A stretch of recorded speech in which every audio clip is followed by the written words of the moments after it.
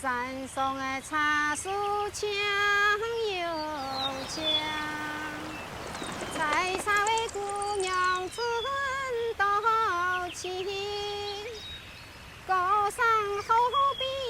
Энэ бол Хятадын зүүн өмнөд нутгийн Фужиан мужийн Жампинг хот болон доод урсгал дагуух Шаман хотын орчин суугчдын ундны усны чухал их үүсвэр болсон Шуньян шиг олболно. Өдөр бүрийн 15 цагт 28 настай Шиндамин голын эрэг дагуух 10 орчим километраар эргүүлэх хийж хог цэвэрлэнэ.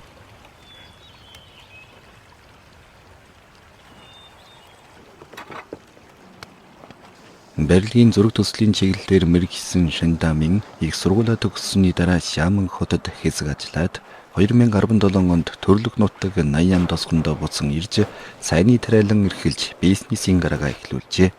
Эрдэм ном үзэж хол явж нүүднээсэн Шиндамин экологийн орчныг сайжруулах нь өдөмжийн үндэс гэдгийг маягсан ойлгодгоо.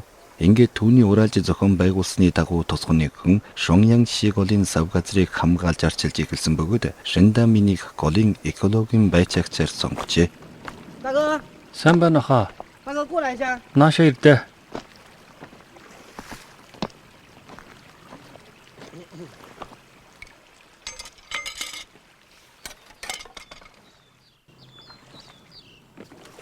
Та энд зогсчилж байгаа юм уу? Тий. Зогсны тор хэрглэж байгаа юм а да. Энд тор тавьж болохгүй шүү. Тор хэрглэж болохгүй. Тийм ээ, та гадны хүн байна да. Би Жампингаас ирсэн. Тийм байхаа ундны усны нөөц газар болохоор зогсны тор хэрглэж болдоггүй юм. Харин дэгээдэж болно. Та тороо хорооч тэхөө. Тэгье.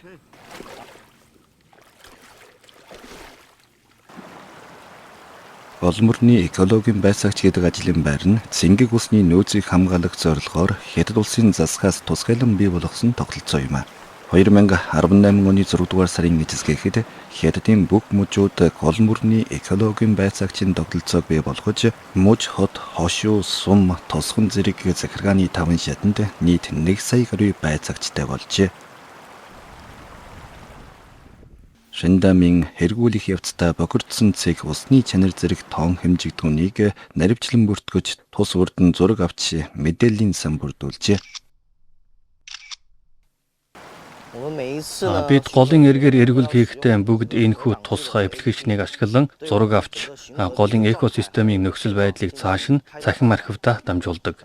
Эдгээрийг маршрутын дагуух тусганд өгөх боломжтой бөгөөд ингэснээр хүмүүр өөрийн амьдарч буй газрынхаа усны чанарыг бүрэн ойлгох боломжоор хангагддаг.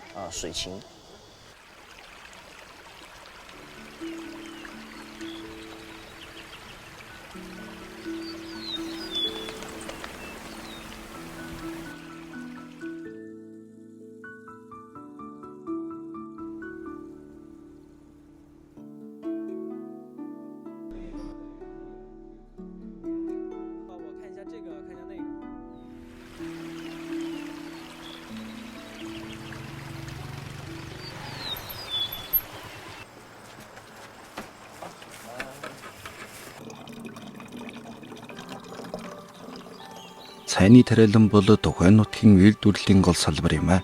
Усны чанар сайжирснаар цайны модны ургалтад шаардлагатай төрөл бүрийн микроэлементүүдийг баяжуулж, цайны амтыг илүү зөөлөн, анхлан үнэртэй болгож, улмаар дотооддоо үйлдвэрлэсэн цайны нэр хүнд улам бүр нэмэгдэж, борлуулалт нь сайжирч байна.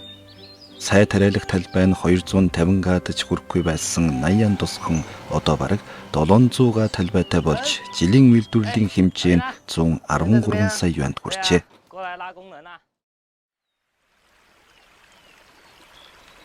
Байгаль дэлхийг хайрлаж хамгаалсны өөжийг хүмүүс бие сэтгэлээрээ мэдэрч байна.